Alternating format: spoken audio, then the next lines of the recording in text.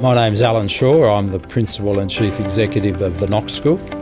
The Knox School's a small to medium-sized school in the leafy green eastern suburbs of Melbourne. It's a co-educational independent school, around 40 years old, and so it has its own history and tradition, but it's still agile and adaptable to changing circumstance.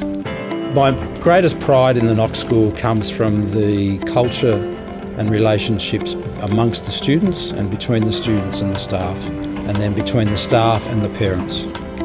So we work on a notion of a three-way partnership where the partnership between parents and teachers is really important, but also then the partnership between teachers and students is critically important. And that becomes a pretty much equal three-way partnership as the students get older. The Knox School is a very special community. The nice thing about the Knox School is that being a small to medium-sized school, you have the unique part which is ELC to VCE all on the same campus. And whilst that may not necessarily mean something ordinarily, what it means is you create a community, because as a pre-prep coming into this school, you may actually have a teacher who will teach you at VCE in Year 12, which is actually pretty unique to education. It means that we follow our students through and we get to know them really well. The students therefore have trust that they belong in a community which is tight-knit and everybody knows each other. One of the biggest strengths of the Knox School is the quality of the staff that we have here. As a learning community, it's essential that you invest in your staff to deliver those outcomes for our students. And so we don't see teachers as just bodies in a classroom. For us, it's a learning journey for our staff as well. So they learn along with the students at the same time. One example of that would be each Tuesday afternoon we have staff PD time, professional development. And what that means is that our staff get to choose their own learning journey. And so there's a number of projects on offer. We have project managers who work in the school and work on things like character, pedagogy, assessment and growth. And these align with our school vision. And what we do is we say to our staff, what would you like to do? What would you like to learn about? How would you like to contribute? In giving them the choice, it gives them ownership of their own learning, and the influence then comes back into the classroom. We see that every day permeating through the school with our students, and that's how we're continuous learners. Look, the school values are very important to this school in particular. Every school has them.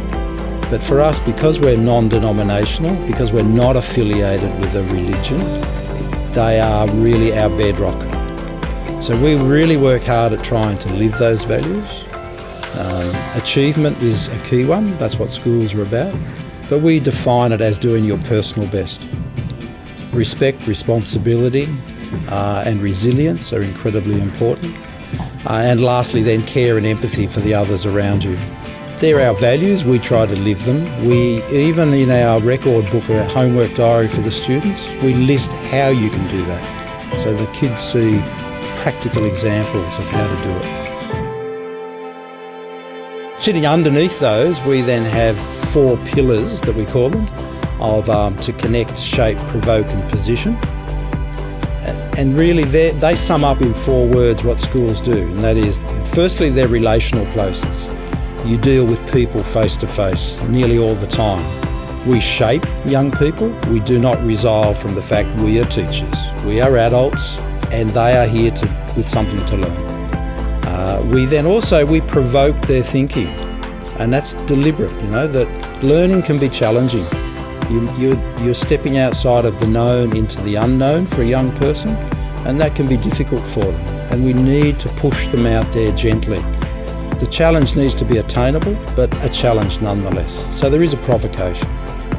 And finally, there's a purpose to it, and that is we're trying to position them successfully for the next steps in their life.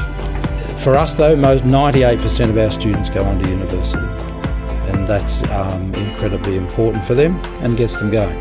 However, the positioning is also for beyond university into adult life, and that's where the 6 C's come in.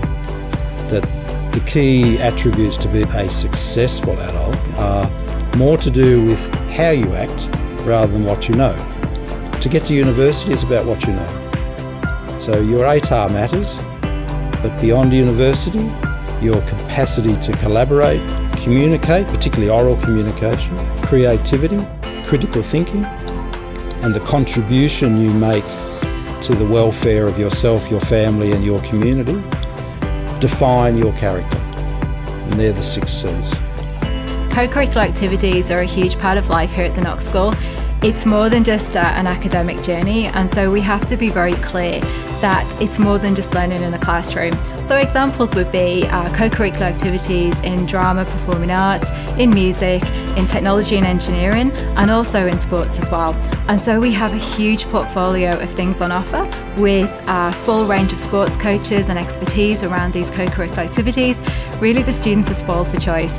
And so ideally students would try and pick a pathway of choosing things that perhaps they haven't done before, potentially like equestrian, which is a very popular option for some of our younger students, all the way through to the more obvious choices such as soccer, rugby and the like. But we're really looking for students to push themselves out of their comfort zone, to challenge themselves in new ways and learn a new skill that ordinarily they would not have got. Curriculum, obviously we have a necessity to follow the traditional disciplines which end up as our student outcomes. But what we do is take an innovative approach to that. And so we look at curriculum holistically. And so we think of, for example, what are the skills that a student needs at the end of their school career? What are the outcomes?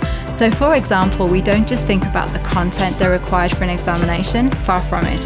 What we do is think of what are the skills that underpin that. And so what we do is to take a slightly diverse approach to our curriculum and say, does it have to sit within content disciplines? Does it just need to be about history? Does it just need to be about maths?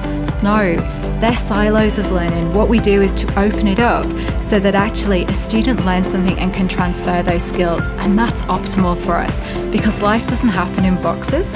Life happens in extraordinary ways. And so if you've got the skills that underpin that journey, you're a fully thriving adult. And for us, that's really important.